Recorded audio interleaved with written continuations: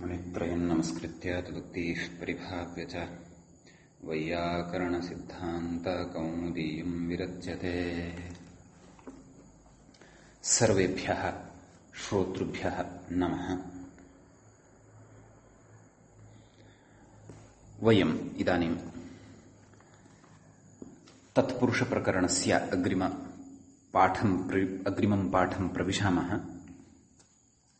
गतपाठे ये विचाराः अस्माभिः कृताः तान् विचारान् सकृत् स्मरामः, पुनः स्मरामः।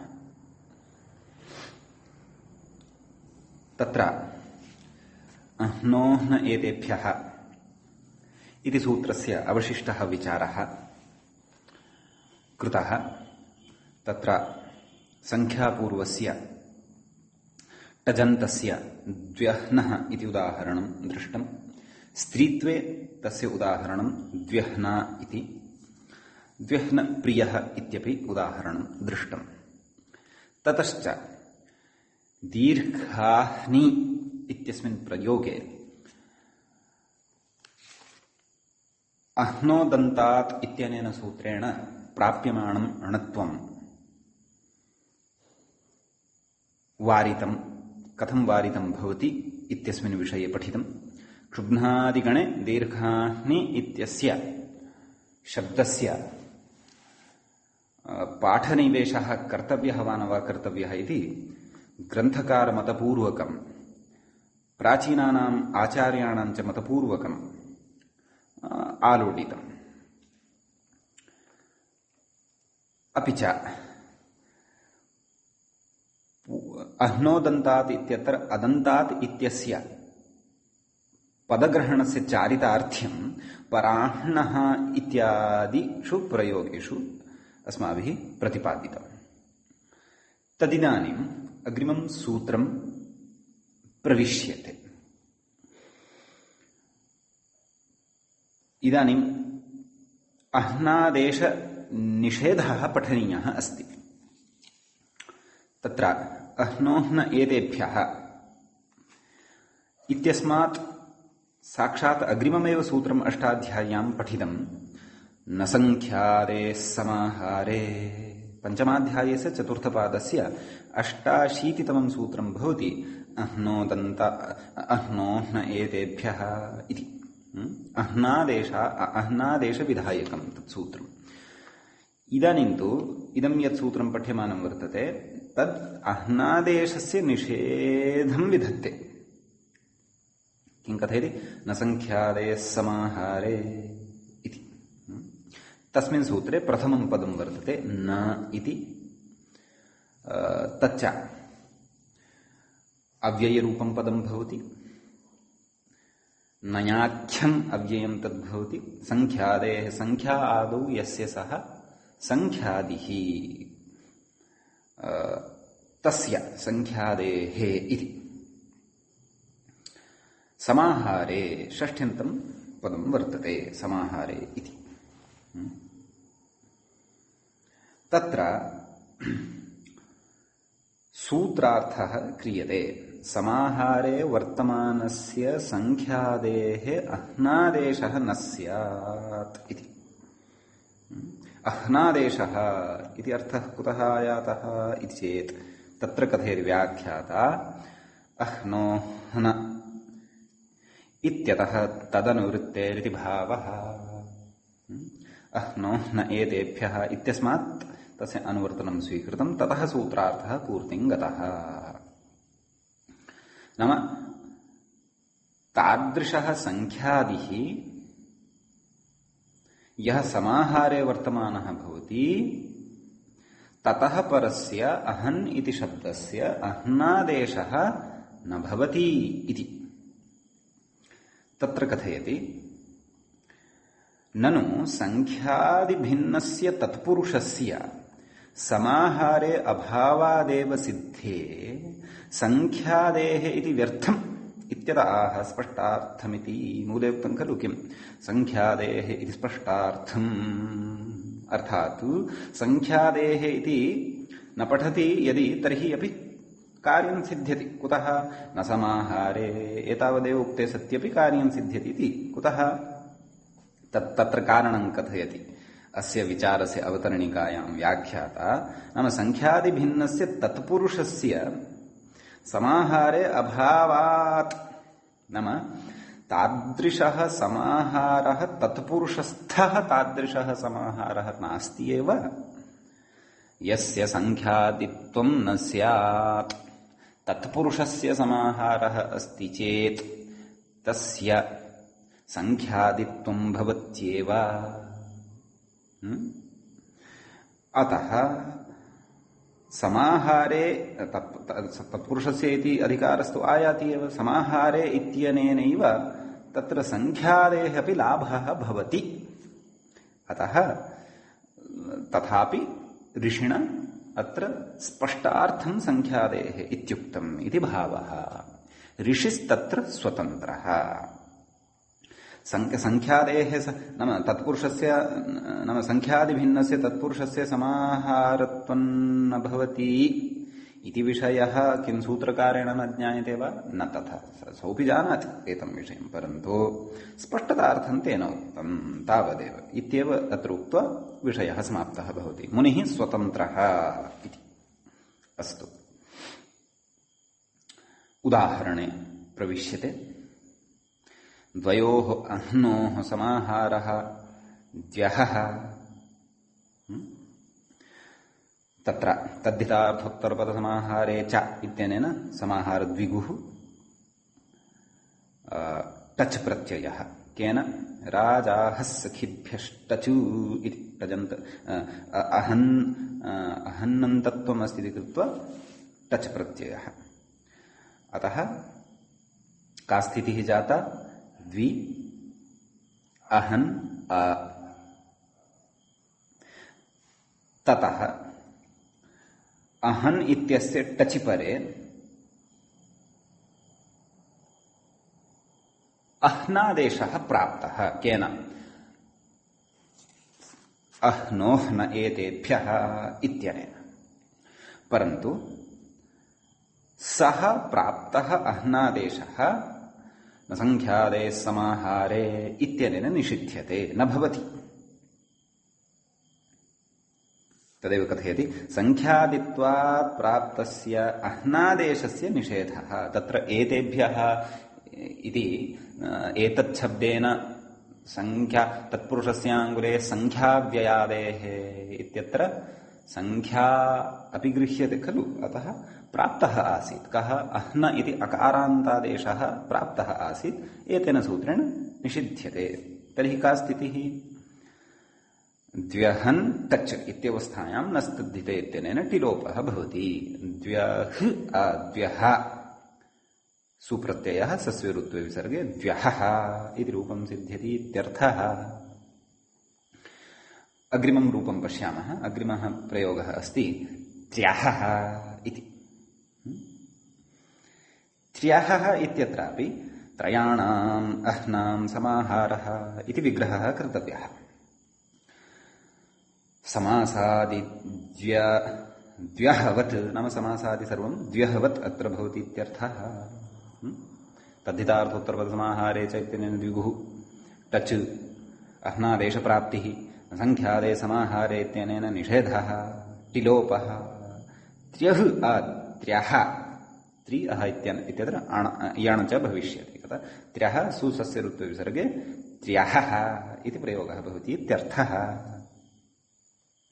एवञ्च प्रथमः अह्नादेशस्य एषः निषेधः पठितः तत्र इतोपि एकः निषेधः अह्नादेशस्य अह्नोह्न एतेभ्यः इत्यनेन विधीयमानस्य अह्न शब्दस्य अह्नादेशस्य निषेधः वर्तते सः निषेधः अग्रिमेण सूत्रेण कथ्यते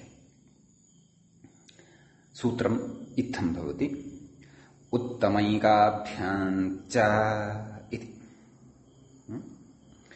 उत्तमञ्च एकञ्च उत्तमैकौ ताभ्याम् उत्तमैकाभ्याम् इति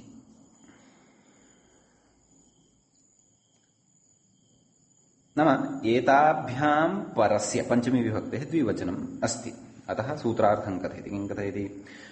आभ्याम् अह्नादेशो न स्यात्। नाम आभ्यां परस्य यः अहन् इति शब्दः, तस्य अहन् इति शब्दस्य अह्नादेशः न भवति इत्यर्थः सूत्रस्य। तत्र अस्ति कश्चन विचारः। कथयति, ननु उत्तमशब्दात् परस्य अहन् शब्दस्य अह्नादेशाप्रसक्तेः उत्तमग्रहणं व्यर्थम्। अस्तु, वैयर्थ्यं कथम् इति प्रतिपादनीयम् इति अस्माभिः ज्ञातव्यम् अस्ति। नाम तच्च कदा ज्ञास्यते? नाम तदा ज्ञास्यते यदा इदं ज्ञातं भविष्यति यत् उत्तमशब्दात् परस्य अहन् शब्दस्य अह्नादेशः कुतो न भवति इति। तत् एतदर्थं न भवति यतोहि अह्नोह्न एतेभ्यः इत्यत्र एतच्छब्देन अहस्सर्वैकदेशसङ्ख्यातपुण्याच्च रात्रेः पुण्याच्च इति एतेषु, अपि च गतसूत्रात् अनुवर्तितयोः द्वयोः सङ्ख्याव्ययोः च उत्तमशब्दप्रसङ्गः न क्वापि विद्यते। यतः सर्वादिभ्यः नाम सर्वैकदेशसङ्ख्यात इत्यत्र सर्वादिभ्यः परस्य अहन् शब्दस्य एव खलु अह्नादेशः। सर्वादिभ्यः परस्य अहन् शब्दस्य अह्नादेशस्यात् समासान्ते परे इत्येव खलु उच्यते। केन? अह्नोह्न एतेभ्यः इत्यनेन। एवं तर्हि उत्तमशब्दात् परस्य अहनिति शब्दस्य अह्नादेशाभावः, अह्नादेशः न भवत्येव खलु। तर्हि कथम् अत्र निषेधः उच्यते? नाम उत्तमैकाभ्यां परस्य अह्नादेशः न स्यात्, प्राप्तिरेव नास्ति। एक इत्यस्मात् परस्य अहन् इत्यस्य स्यान्नाम, तत्तु उदाहरणे द्रक्ष्यामः। परन्तु उत्तमशब्दात् परस्य अहन् शब्दस्य अह्नादेशः एव नास्ति, किं तर्हि उत्तमैकाभ्यां च इति निषेधेन उत्तम इति शब्दपक्षे अतः उत्तमग्रहणं व्यर्थम् इत्यत आह। अतः कथयति, किं कथयति? उत्तमशब्द इति मूले उक्तं। किमुक्तम्? उत्तमशब्दः अन्त्यार्थः, अन्त्यार्थः पुण्यशब्दमाह। नाम प्रकृते उत्तमशब्दः यः अस्ति सः शब्दः अन्त्यार्थः वर्तते। नाम अन्त्यस्य कृते उक्तः वर्तते। प्रकृते च अन्त्यः कः? प्रकृते अन्त्यः सः यः यस्य येषु पूर्वपदेषु सत्सु अहन् इत्यस्य अह्नादेशः भवति, तेषु पूर्वपदेषु परिगणितेषु यः अन्त्यः वर्तते। ते के? सर्वैकदेशसङ्ख्यातपुण्या इत्येते। तत्र अन्त्यः कः? तत्र अन्त्यः पुण्या। अतः तस्य विषये इदम् उक्तम्। नाम पुण्यशब्द अत्र उत्तमशब्देन अन्त्यार्थः ग्राह्यः। अन्त्यः च कः? क्व इति चेत् सर्वादिषु नाम सर्वैकदेशसङ्ख्यातपुण्य इत्येतेषु विद्यमानः अन्तिमः पुण्य इत्यर्थः। एवं किल? अतः सः अत्र विवक्षितः इत्यर्थः। उत्तमशब्द इति उक्तम्। उत्तमशब्दः अन्त्ये वर्तते इति स्पष्टीकुर्वन्नस्ति अग्रे कः? व्याख्याता। यथा द्वादशाहे उदयनीयातिरात्रः उत्तमम् अहः इति अन्त्यमिति गम्यते। नाम द्वादशाहे, द्वादशानाम् अह्नां समाहारः द्वादशाहः। तस्मिन् द्वादशाहे तत्र धर्मवचनं, धर्मशास्त्रीयम् इदं वचनं स्यात् इति अहं चिन्तयामि। किम्? उदयनीयातिरात्रः रात्रः उत्तमम् अहः इति। नाम तत्र द्वादशानाम् अह्नां समाहारे उत्तमम् अहः किम् अथवा कथितम् उत्तमम् अहः इत्येतत् उदयनीयातिरात्रः यः उदयनीयातिरात्रः यः वर्तते सः उत्तमम् अहः वर्तते इति तत्र अस्मिन् प्रसंगे नाम अस्मिन् धर्मशास्त्रस्य अस्मिन् प्रसंगे उत्तमम् इत्यनेन अन्तिमं विवक्षितं तत्रापि सन्दर्भानुसारं धर्मशास्त्रे अथवा कस्मिंश्चित् शास्त्रे इदं वचनम् अस्ति कुतः उद्धृतम् इति तु द्रष्टव्यं तदर्थं वाङ्मये द्रष्टव्यं तादृशप्रसङ्गेषु अपि उत्तमशब्देन अन्त्यम् इति विवक्षितं वर्तते अतः प्रकृते सूत्रकारस्यापि उत्तमम् इत्यनेन अन्तिममेव विवक्षितं वर्तते किञ्च युक्तिरपि अस्ति कुतः यतः उत्तमपरस्य अहन् इत्यस्य अह्नादेश एव न विहितः तर्हि किं तस्य निषेधेन एतेन ज्ञायते यदा आचार्येण प्रकृते उत्तमशब्दः अन्त्यार्थपरकः स्वीकृतः वर्तते इत्यर्थः तर्हि सर्वैकदेश संख्यातपुण्य इत्येतेषु अन्त्यः पुण्यशब्दः प्रकृते ज्ञातव्यः इत्यर्थः तद्विषयकः अयं निषेधः इत्यर्थः तदेव कथयति अग्रे तमेव विषयं स्पष्टीकुर्वन् अहः सर्वैक व्याख्याता कथयति अहः सर्वैकदेशसङ्ख्यातपुण्यात् इत्युपात्तेषु अन्त्यः पुण्यशब्दो विवक्षित इत्यर्थः कथयति तर्हि पुण्यैकाभ्याम् इत्येव कुतो न सूत्रितम् एवमेव सूत्रार्थः कर्तुं शक्यते खलु तत्र कथयति इत्याशङ्क्य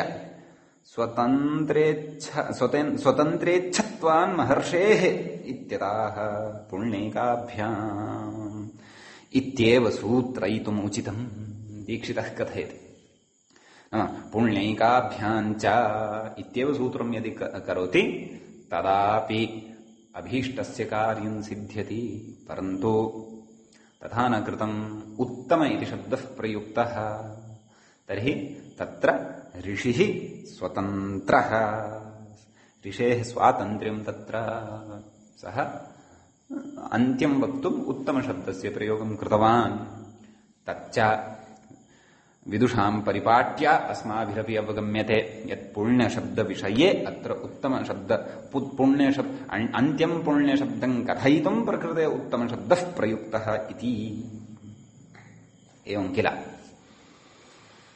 अस्तु अस्तु उदाहरणं प्रविशामः उदाहरणमस्ति पुण्याहम् इति पुण्यम् अहः पुण्यञ्चैतद् अहश्च इति विग्रहे विशेषणसमासः विशेषणं विशेष्येण बहुलम्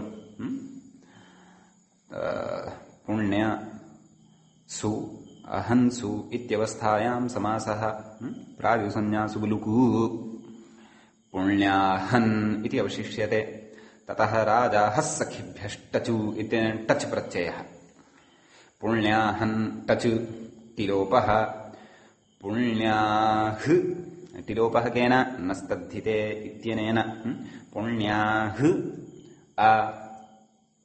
पुण्यसुजनाभ्याञ्च इत्यनेन नपुंसकत्वं भवति नपुंसकविधानं भवति तच्च सूत्रं पठनीयमस्ति अग्रे पठनीयमस्ति इत्येव अहं चिन्तयामि न पठितम् एतावता पुण्यसुजनाभ्याम् एकक्षणं पश्यामि पुण्य पुण्य पुण्य पुण्य पुण्य पुण्य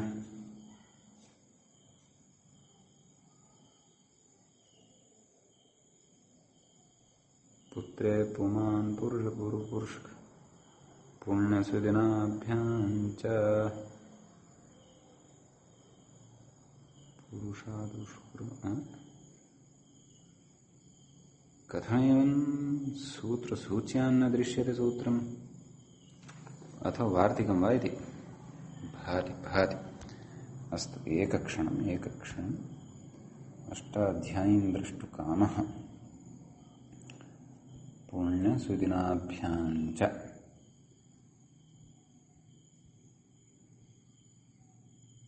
इदं वार्तिकमेव अस्ति।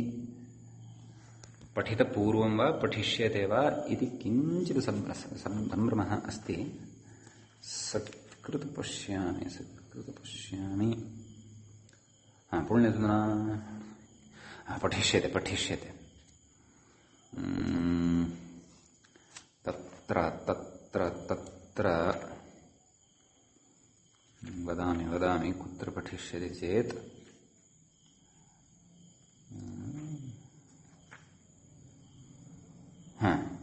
अत्रैव तत्पुरुषसमासप्रकरणे एव पुण्यसुनाभ्यामः क्लीवतेष्टा पुण्याहं सुदिनाहम् इति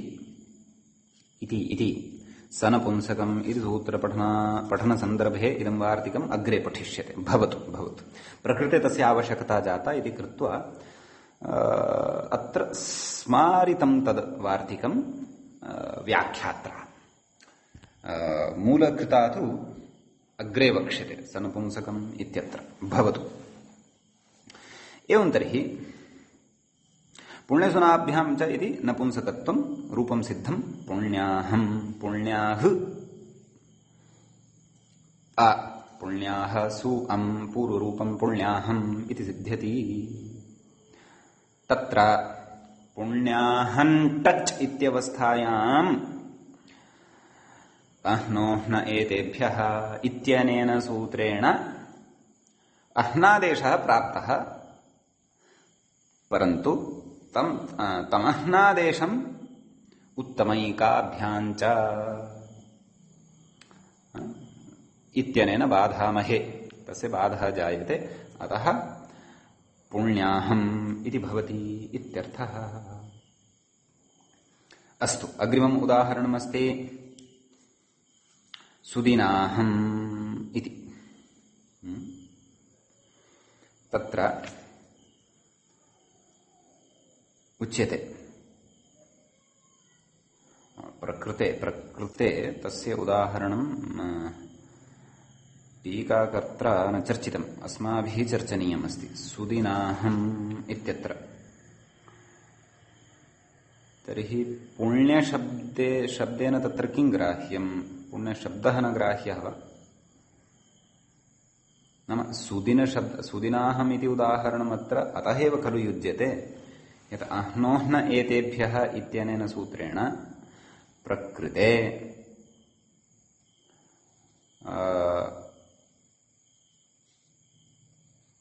सुदिनशब्दात् परे अहन् शब्दस्य अह्नादेशः प्राप्तः, परन्तु सर्वादिषु नाम सर्वैकदेशसङ्ख्यात इत्यादिषु सुदिनशब्दः न पठितः।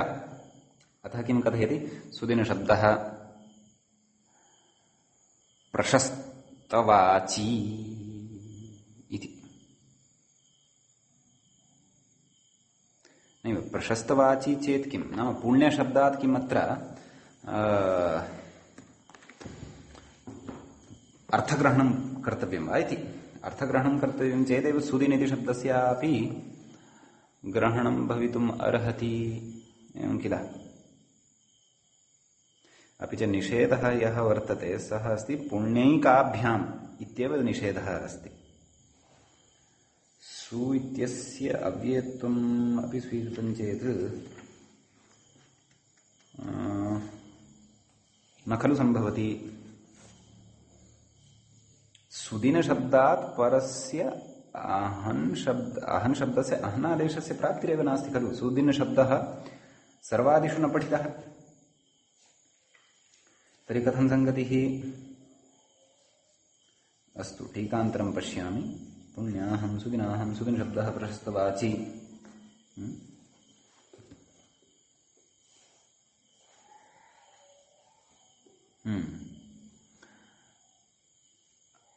नाम उत्तमं दिनम् इति। सुदिनशब्दः शोभनार्थे अपि अस्ति, प्रशस्ते अर्थे अस्ति, प्रशंसनीये च अर्थे वर्तते। सुदिनं च तदाहः इति लौकिकविग्रह इत्यादिकं कृत्वा विशेषणसमासः उत्तमैकाभ्यां च इत्यनेन निषेधः नाम राजहस्सखिभ्यः टच् इत्यनेन टच् अस्तु अह्नादेशप्राप्तिः अस्ति अत्र कथम् अह्नादेशप्राप्तिः इति मया नावगम्यते यतः सुदिनशब्दः तु सर्वादिषु नास्ति एव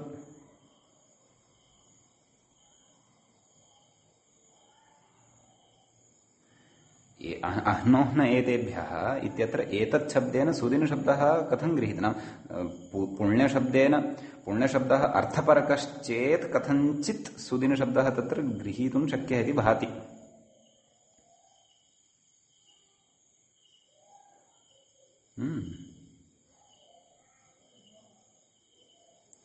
अह्नष्टखोरेव इत्यनेन टिलोपः उक्तः गतसूत्रे पुण्याहम् इत्यत्रापि अन्नष्टखोरेव इत्यनेन टिलोपः मया नस्तद्धिते इत्युक्तः सः न अन्नष्टखोरेव इत्येव परन्तु पुण्यसुदिनाभ्याम् इत्यत्र अह्नादेशप्रसक्तिः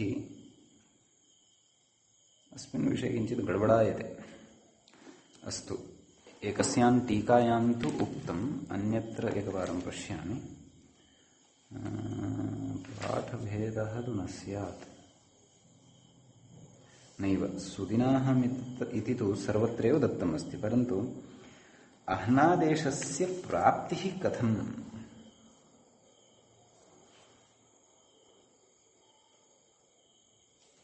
इत्यस्मिन् विषये किञ्चिदस्ति चिन्तनीयम्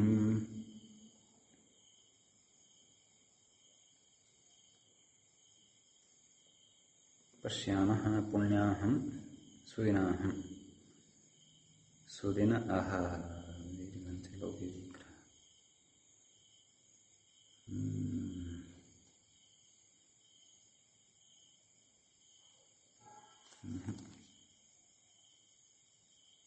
तर्हि पुण्यशब्दार्थः यदि नाम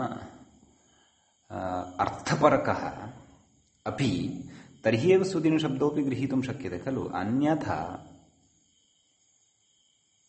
सुदिनशब्दात् परस्य अहन् शब्दस्य अह्नादेशस्तु न प्राप्यते खलु इत्येव अस्ति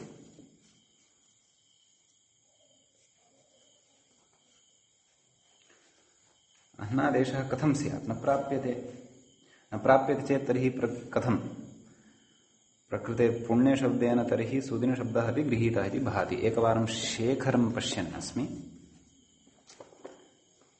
शेखरे कः विचारः विहितः इति सुदिनाहम् इति क्वचित् ब्रैकेट् मध्ये स्वीकृतः अस्ति पाठः सुदिनाहं सुदिनशब्दः प्रशस्तवाची अयं पाठः सार्वत्रिकः अस्ति इति न मे भाति यतः एकस्मिन् प्रकाशने सुदिनाहम् इति ब्रैकेट् मध्ये एव स्वीकृतः अस्ति पाठः एकक्षणम् अत्र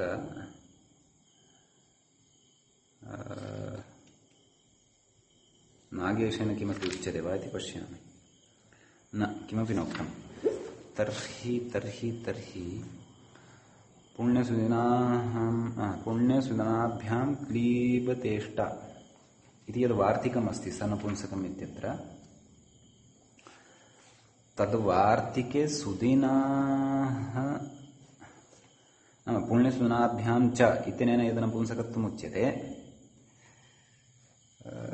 तत्र पुण्यसुदिनशब्दाभ्यां परस्य अहन् शब्दस्य नपुंसकत्वं यदुक्तं तद्वार्तिके सुदिनपाठसामर्थ्यात्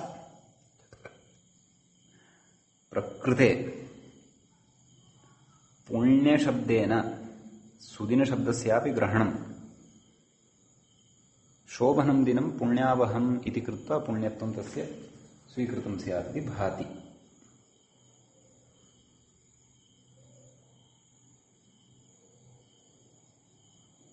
अन्यथा प्रवृत्तिः नास्ति खलु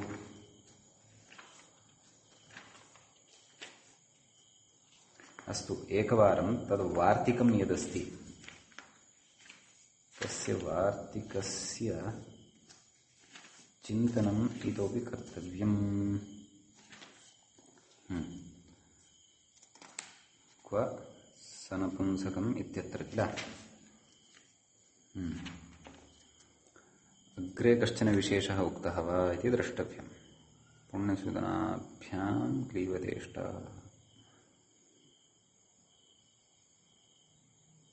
पुण्य अह इति कर्मधारयः राजः सविद्वेष्टि टच उत्तमैकाभ्यां चेति अह्नादेशनिषेधः। सुदिनाहम् इति सुदिनम् अह इति कर्मधारयः टच टिलोपः प्रशस्तपर्यायः सुदिनशब्दः इति न पौनरुक्त्यम्। अतः संख्याव्ययादेः नैव तत्रापि समाधानं लभ्यते।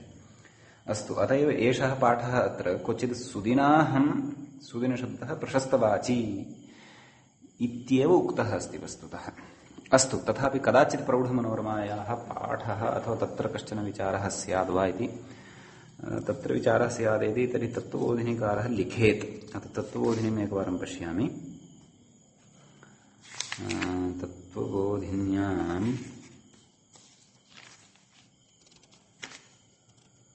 तत्त्वबोधिन्यां पुण्याहं पुण्यसुनाभ्यां नास्ति तत्त्वबोधिन्यामपि किमपि नास्ति।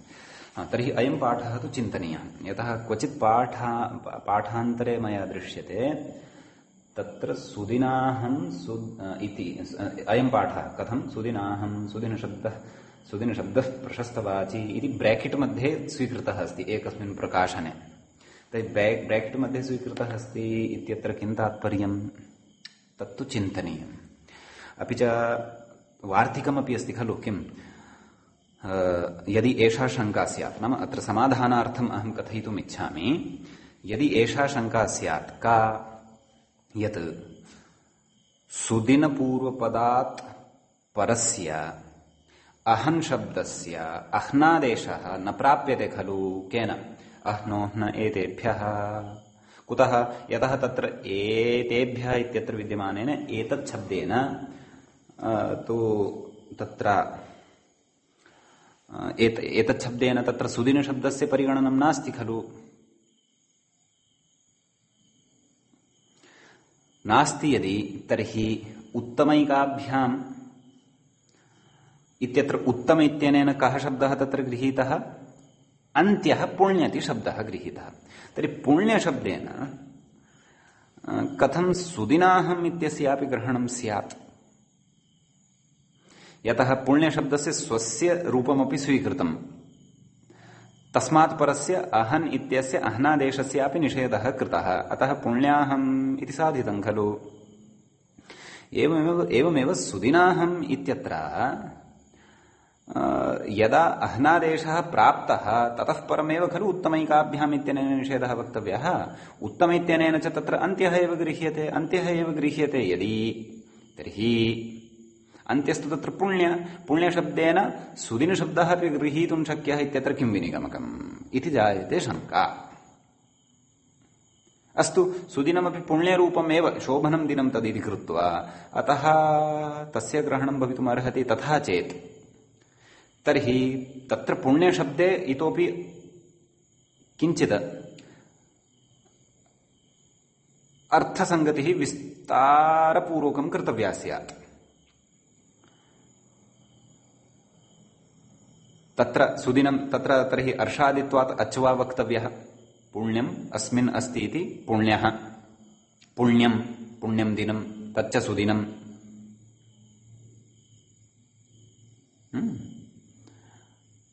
तथात्वे अपि किं विनिगमकम् इत्यादि शङ्का जायते। अतएव अत्र प्रायः असन्तुष्टः सन् अयं व्याख्यातापि किमपि न उक्तवान्, न च एषः न च तत्त्वबोधिनीकारः न च शेखरकारः।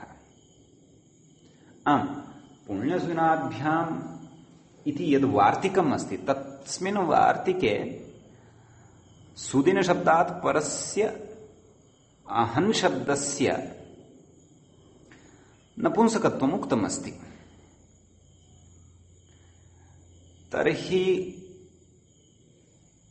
तन्नपुंसकत्व आरम्भसामर्थ्यात् किं प्रकृते अहन् शब्दः शक्यः वक्तुम्, अहन् शब्दस्य अह्नादेशप्राप्तिः शक्या वक्तुम् पुण्यशब्दादेव इति चेत्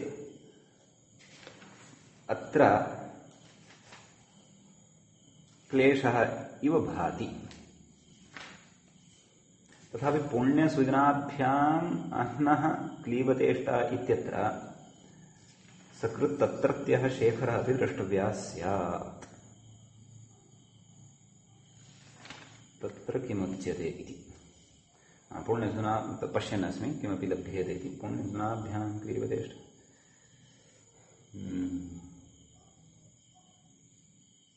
तत्रापि किमपि नास्ति। अस्तु, तर्हि सद्यः एकवारं प्रौढमनोरमा द्रष्टव्या स्यात्, तत्र किमपि अस्ति इति अस्ति।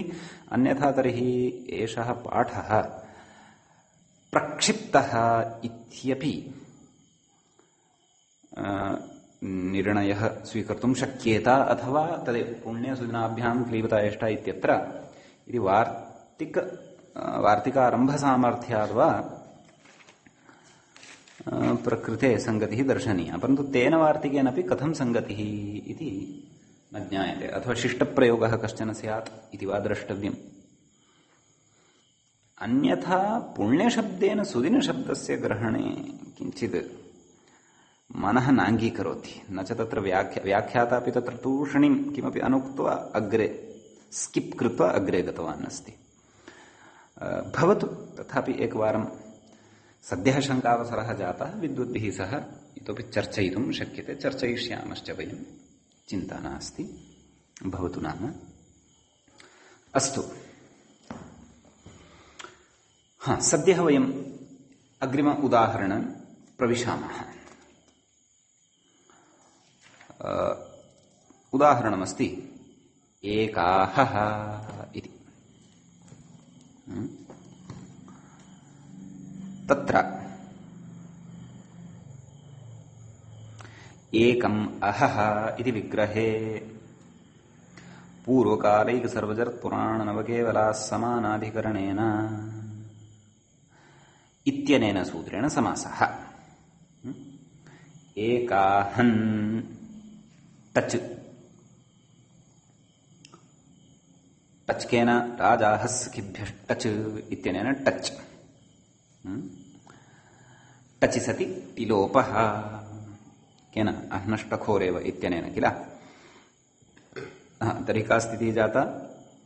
एकाह अ सु सस्य ऋत्वविसर्गे एकाहः इति रूपं सिद्धं भवति। रात्रान्हाः पुंसि इत्यनेन सूत्रेण पुंस्त्वं भवति इति।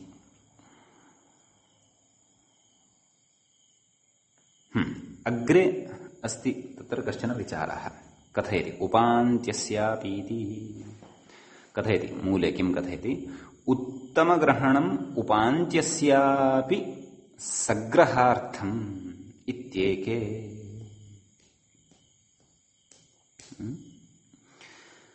कोऽर्थः नाम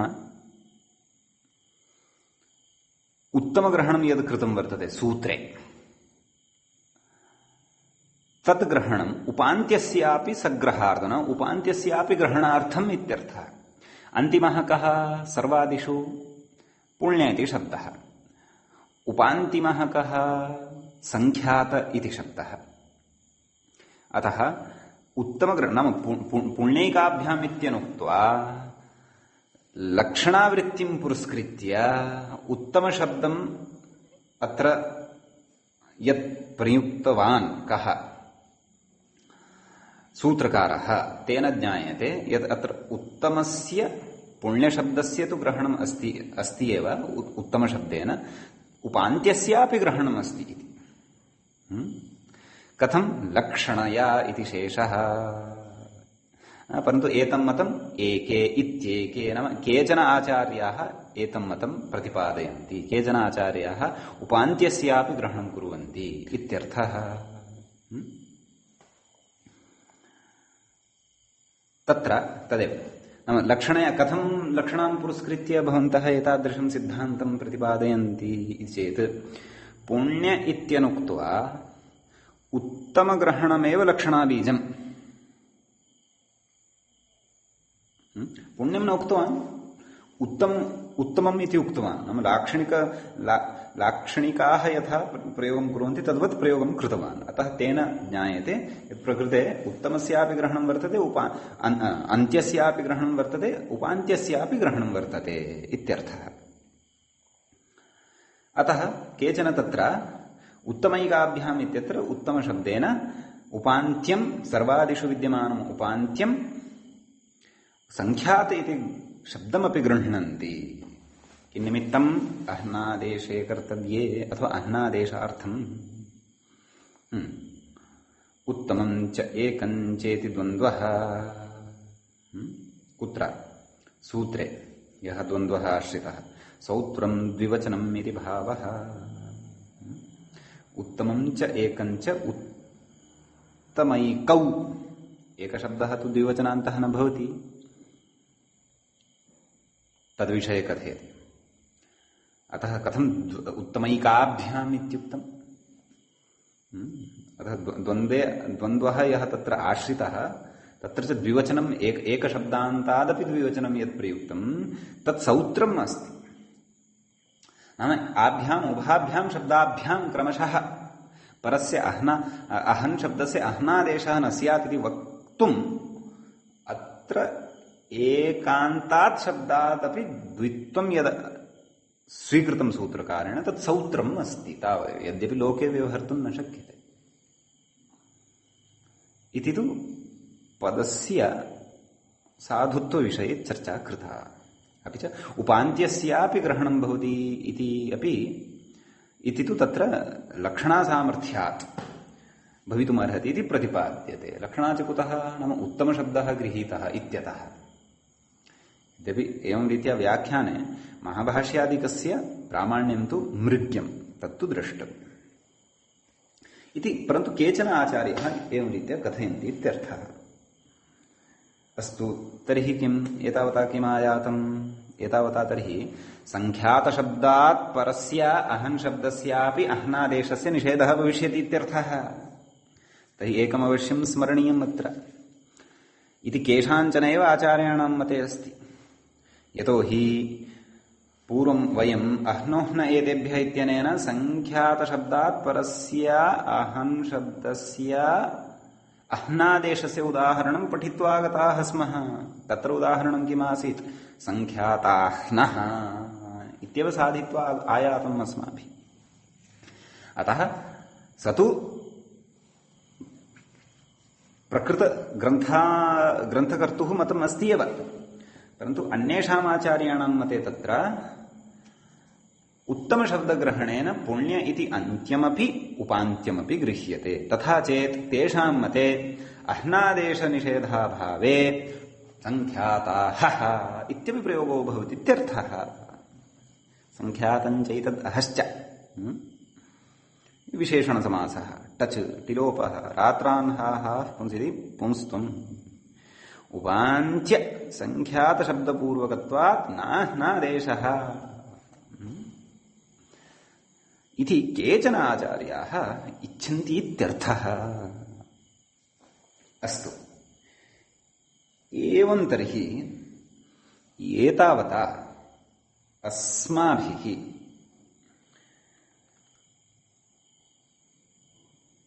अह्नोह्न एतेभ्यः इत्यस्य निषेधप्रपञ्चे तत्र आदौ न सङ्ख्यादे समाहारेति ततश्च उत्तमैकाभ्याम् इति च विषयद्वयं पठितं। तत्र उत्तमैकाभ्यां च इत्यत्र एकत्र विप्रतिपत्तिः अस्ति।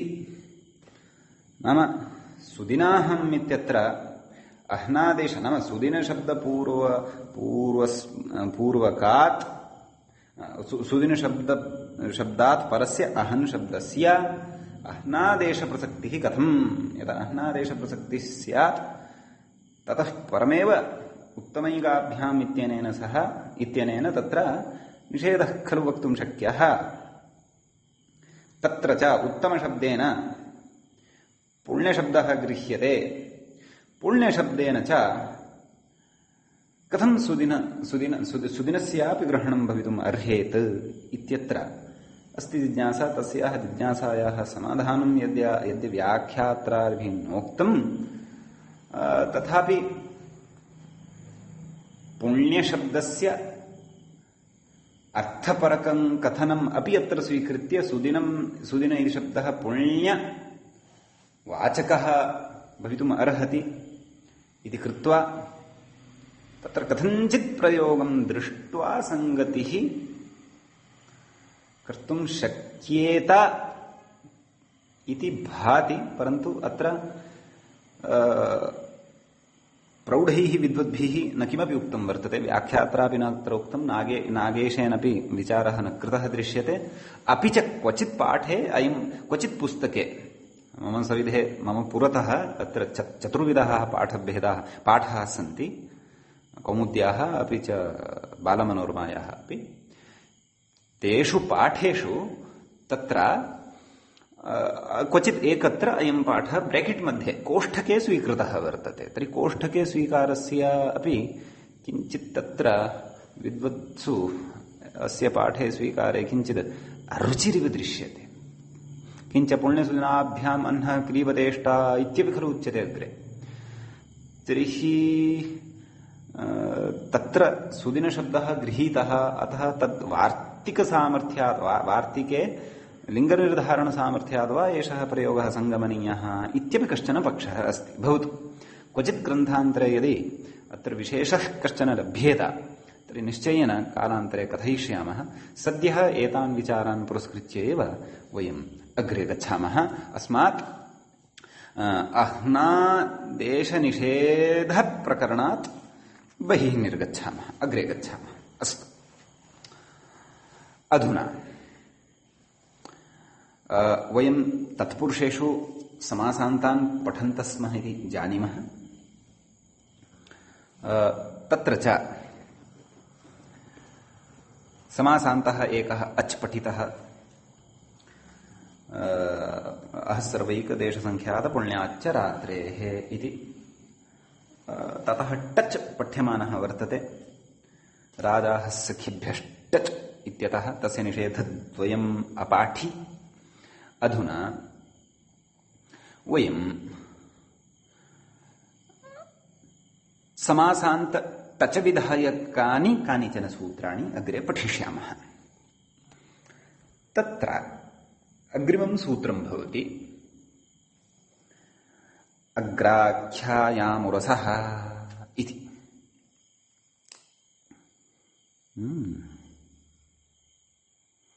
तत्र कथयति शेषपूर्णेन सूत्रं व्याचष्टे भवतु। नाम आदौ पदच्छेदं पश्यामः। अग्राख्यायाम् इति पदं सप्तमी विभक्तेः एकवचनं भवति, सप्तमी एकवचनान्तं भवति। उरसः इति पदं पंचमी विभक्तेः एकवचनं भवति। अग्रस्य प्रधानस्य, अग्रस्य नाम प्रधानस्य, आख्या अग्राख्या तस्याम् अग्राख्यायाम् इति।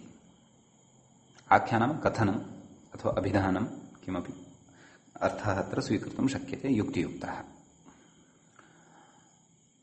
तत्र कथयति शेषपूर्णेन सूत्रं व्याचष्टे टत् स्यादिति।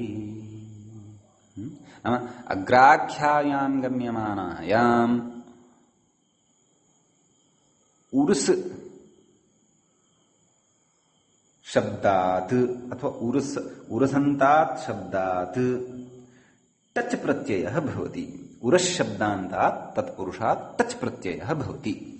अर्थस्पष्टीकुर्वन्, अर्थस्य स्पष्टीकरणं कुर्वन् अग्रे कथयति व्याख्यातापि। अग्रं प्रधानं तद्वाची य उरस् शब्दः तदन्तात् तत्पुरुषात् टच् स्यात्। तत्पुरुषस्याङ्गुले इत्यतः तत्पुरुषस्य इत्यनुवर्तते। राजाः सखिभ्यश्टच् इत्यतः टजित्यनुवर्तते। अतः अयं सूत्रार्थः क्रियते। तत्र कथयति अग्र्याख्यायाम् इति पाठान्तरम्। नाम अस्य पाठान्तरमपि दृश्यते अस्य सूत्रस्य। तत्र किमुच्यते अग्र्याख्यायाम् इति। कथम् अग्र्यस्य आख्या अग्र्याख्यायाम्। अग्र्य इत्यस्य कोऽर्थः तत् कथयति। नाम पाठान्तरपक्षे अपि सङ्गतिं कुर्वन्नस्ति। तत्र कथयति अग्रे भवम् अग्र्यं मुख्यम् इति यावत् यथा मुखे भवम् मुख्यम् तद्वत् अग्रे भवम् अग्र्यं तद्धित यत् प्रत्ययेन इदं सिद्ध्यति इत्यर्थः। अतः पाठान्तरेऽपि सङ्गतिः भवितुमर्हति इति प्रतिपादितवान्। अस्तु, उदाहरणं प्रविशामः। किमुदाहृतम्? अश्वानाम् उरः इव अश्वः, अश्वानाम् उरः इव अश्वोरसम्। कथयति उरः यथा प्रधानं तथा इत्यर्थः। नाम यथा उरः इति प्रधानं भवति शरीरे वा तद्वत् प्रधानम् इत्यर्थः। उरशब्दस्य मुख्ये वृत्तौ लक्षणाबीजमिदम्। उरशब्दः यः वर्तते सः शब्दः मुख्ये वृत्तौ नाम मुख्यार्थे सः अत्र प्रयुज्यमानः वर्तते। तर्हि एतादृशवृत्तौ इदं लक्षणायाः बीजं भवति इत्यर्थः। नाम इदं विधानं पाणिना यद्विधानम् इदानीम् आरब्धं वर्तते इत्यर्थः। अश्वोरसम् इति उरशब्देन मुख्यवाचिना नाम मुख्यवाचकः यः उरशब्दः वर्तते सः शब्दः तेन शब्देन अत्र षष्ठीसमासः भवति इत्यर्थः। कथं षष्ठीसमासः कर्तव्यः? अश्वानाम् उरः इति विग्रहः। तत्र उरः नाम मुख्यः इत्यर्थः। तर्हि अश्वोरस् इति जायते, ततः टच् अश्वोरस् टच्,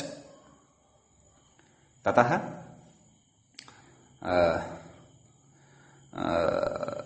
अस्माभिः टिलोपः क्रियते। केन? न स्तद्धिते, नकारान्तत्वं तु नास्ति। तर्हि नैव टिलोपप्रसङ्गः एव नास्ति अत्र, टिलोपस्य प्रसङ्गः एव नास्ति। अस्तु, अश्वोरस् अ मेलनेन किं जातम्? अश्वोरस इति जातम्। तर्हि तत्र उरशब्दः नपुंसकलिङ्गे भवति, अतः पठिष्यते विधानम् अस्माभिः तेन अत्र नपुंसकत्वम्। किं तद्विधानं? पूर्वं च अस्माभिः असकृत तद्विधानं स्मृतं वर्तते।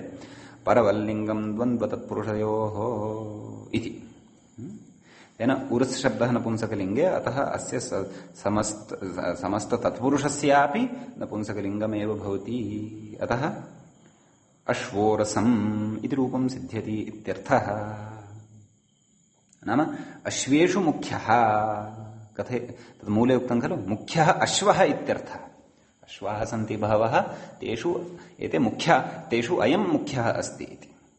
अश्वानाम् उरः इव, उरः नाम तत्र मुख्यः इत्यर्थः। लक्षणया मुख्यार्थः तत्र स्वीक्रियते उरः, उरस् इत्यस्य शब्दस्य।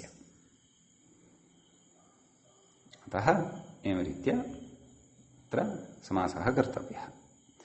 एवमेव प्रसङ्गान्तरेषु अपि वक्तुं शक्नुमः।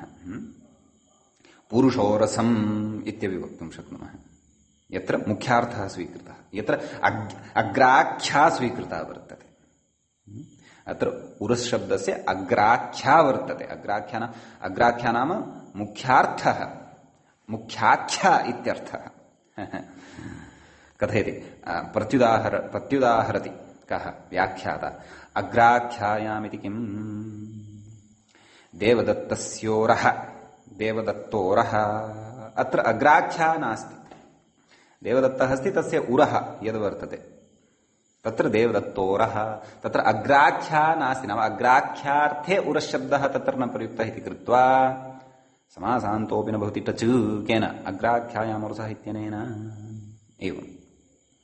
एवमेव महिषाणाम् उरः महिषोरसम्, अश्वानाम् उरः अश्वोरसम्, देवानाम् उरः देवोरसम्। एवं नपुंसकलिङ्गे एव प्रयोगः भवितुमर्हति। अयम् अस्माकं वीरपुरुषः सैनिकः सैनिकोरसम् अस्ति इति प्रयोगः कर्तुं शक्यते सन्दर्भानुसारम्। अथवा काव्यादिषु अपि अयं प्रयोगः युज्यते, अथवा कथञ्चिदपि अस्माभिः व्यवहारपथम् आनेतुं शक्यः इत्यर्थः। एवञ्च टच विधायकम् इदं सूत्रं पठितम्। अग्रिमं सूत्रं पठामः अधुना। अग्रिमं सूत्रं वर्तते अनोष्मायः सरसां जातिसंज्ञयोः इत्यस्ति। सूत्रस्य पदच्छेदः भवति अनोष्मायः सरसाम् इति षष्ठी विभक्तेः बहुवचनम्, जातिसंज्ञयोः इति सप्तमी विभक्तेः द्विवचनम् इत्यस्ति।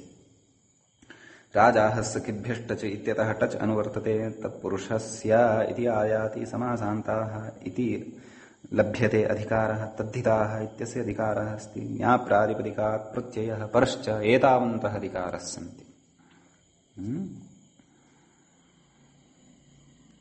अतः कः सूत्रार्थः कृतः? टत् स्यात् जातौ संज्ञायाञ्च। प्रकृतेऽपि शेषपूरणेनैव सूत्रार्थः पूर्यमाणः वर्तते। नाम अनोष्मायः सरसां, कथं तस्य विग्रहः? अनश्च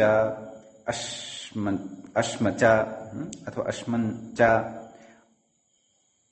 अयश्च अथवा अयश्च सरश्च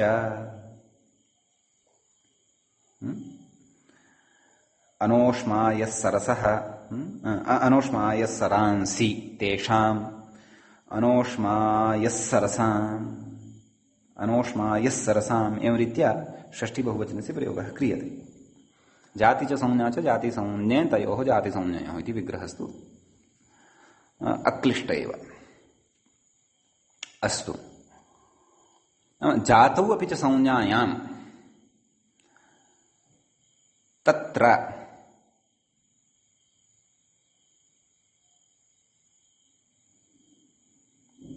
एतदन्तेभ्यः शब्देभ्यः टच प्रत्ययः भवति इत्यर्थः खलु।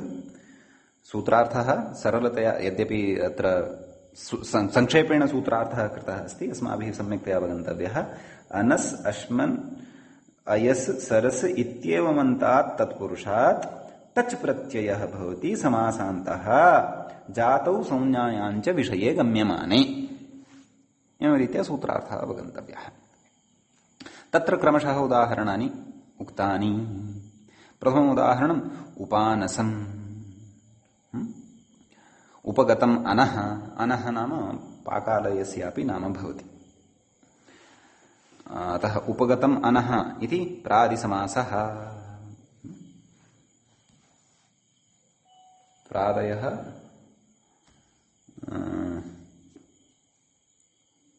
प्रादयः केन समस्यन्ते? प्रादयः गताद्यर्थे प्रथमया इति खलु उच्यते। तेन प्रकृते समासः अवगन्तव्यः इत्यर्थः। एवं किल? आम्, तर्हि क्रमशः उदाहरणानि यानि उक्तानि तेषाम् अर्थाः अपि ज्ञातव्याः खलु। उपानसम् अनः यद्यपि पाकालयस्य कृतेपि व्यवहारः वर्तते, तत्र क्रमशः आदौ जातिपक्षे उदाहरणत्रयम् उदाहरति। उक्तवान् खलु किम्? उपानसम्, अमृताश्मः, कालायसम्, मण्डूकसरसम् इति जातिः। अर्थात् इमानि उदाहरणानि जातौ वर्तन्ते। महानसम्, पिण्डाश्मः, लोहितायसम्, जलसरसम् इति संज्ञापक्षे इमानि उदाहरणानि उदाहृतानि इत्यर्थः। एवं किल? तर्हि तत्र प्रथमम् उदाहरणं दत्तम् उपानसम्।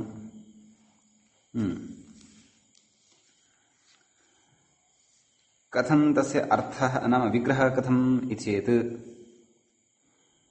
उपगतम् अनः, तत्र उप अनस सु इति अलौकिकविग्रहः। कुगतिप्रादयः इत्यनेन समासः प्रादिसमासः इति कृत्वा कुगतिप्रादयः इत्यनेन समासः वक्तव्यः। अत एव प्रादिसमासः इति कथ्यते। किमायातम्? उप अनस्, उपनस् इति आयातम्। उपनस् इत्यतः टच प्रत्ययः। केन? अनोष्मायः सरसां जातिसंज्ञयोः। अतः उपनस् उपनसम् इति अर्थः सिद्ध्यति। जातिविशेषः। उपनसम् नाम जातिविशेषः। शकटम् इव, शकटं यथा भवति तद्वत् किमपि अस्ति तस्य नाम विशेषः उपनसम् इति उच्यते। एवमेव अमृताश्म इति अमृतः अश्मा इति विग्रहः। टचि टिलोपः टचि सति टिलोपः भवति इत्यर्थः। एतेन सूत्रेण टिलोपः अमृताश्म अमृताश्मन् नस्तद्धितेन टिलोपः टिलोपः पर्वलिङ्गं द्वन्द्व तत्पुरुषयोः इत्यनेन नपुंसकत्वम् अतः इत्यनेन नपुंसकत्वं नैव पुंस्त्वं तत्तु अग्रिम उदाहरणविषये उच्यते। अमृतम् अश्मा इति टचि टिलोपः पुंस्त्वमेव भविष्यति। अमृताश्मः इति रूपं सिद्ध्यति खलु। अग्रे उदाहरणमस्ति। अमृताश्मः नाम तदेव चाकचक्ययुक्तं यत् पाषाणं यः पाषाणः भवति तस्य पाषाणस्य जातिविशेषः नाम जातौ इति उक्तं खलु, जातिसंज्ञयोः इत्युक्तं। टचि टिलोपः। अग्रे कालायसम् इति। कालं नाम कृष्णवर्णम् इति। कालम् अयः इति विग्रहः। अयः नाम लौहः। तत्रापि कालपूर्वक अयस शब्दात् एतेन सूत्रेण टच् प्रत्ययः पर्वलिङ्गं दन्तपुरुषयोः इत्यनेन नपुंसकत्वं भवति। कुतः? यतः अयस शब्दः नपुंसकलिङ्गे अस्ति। अतः कालायस् टच् कालायस सु पूर्वरूपं कालायसम् इति सिद्ध्यति। अग्रे मण्डूकसरसम्। मण्डूकानां सरः इति विग्रहः कर्तव्यः षष्ठीसमासपक्षे। टच् मण्डूक पूर्वपदे सरसशब्दात् तत्पुरुषः अस्ति इति कृत्वा सरसन्तात् टच् मण्डूकसरस् मण्डूकसरसा सु मण्डूकसरसम् इति कथयति। जातिविशेषा एते सर्वेपि जातिवाचकाः सन्ति इत्यर्थः। अधुना संज्ञाविषये कथयति। महानसम् सिद्धिः तद्वदेव, परन्तु इदानीं संज्ञा गम्स्यते। महानसम् महच्चैतत् अनः अथवा महच्च तत् अनः। अनः नाम पाकालयः। महानसम् इत्यस्य नाम पाकालय इत्येव अर्थः। तर्हि तत्र महानस् इति शब्दात् समासान्तः अच् पूर्ववत् सिद्धिः महानसम्। एवमेव पिण्डाश्मः तदेव लौहस्य पाषाणविशेषस्य काचित् संज्ञा वर्तते एषा। पिण्डश्चैतत् पिण्डश्चायम् अश्मा च एवं रीत्या अश्मन् इति नकारान्तः शब्दः भवति। पिण्डाश्मन् शब्दात् टच् प्रत्ययः पूर्ववत् टिलोपः पिण्डाश्म सुसस्य ऋत्विसर्गे पिण्डाश्मः इति सिद्ध्यति। एवमेव लोहितायसम् ताम्रस्य संज्ञान्तरम् अस्ति। किं? लोहितायसम्। लोहित इति पूर्वपद लोहितस्य अयः लोहितायम् इति तत्पुरुषः आदौ तत्र प्रतिपादनीयः। लोहितपूर्वपदात् लोहित अयस् लोहितायस् समासान्तः भवति टच् लोहितायस् लोहितायस। अयस् शब्दः नपुंसकलिङ्गः इति कृत्वा एतेनापि तत्र नपुंसकत्वं भवति। लोहितायसम् इति सिद्ध्यति। एवमेव जलसरसम् इति नाम प्रभूतजलेन युक्तं किमपि सरः अस्ति सरोवरः अस्ति तस्य संज्ञाविशेषः अत्र गम्यते इति कृत्वा टच् प्रत्ययः भवति।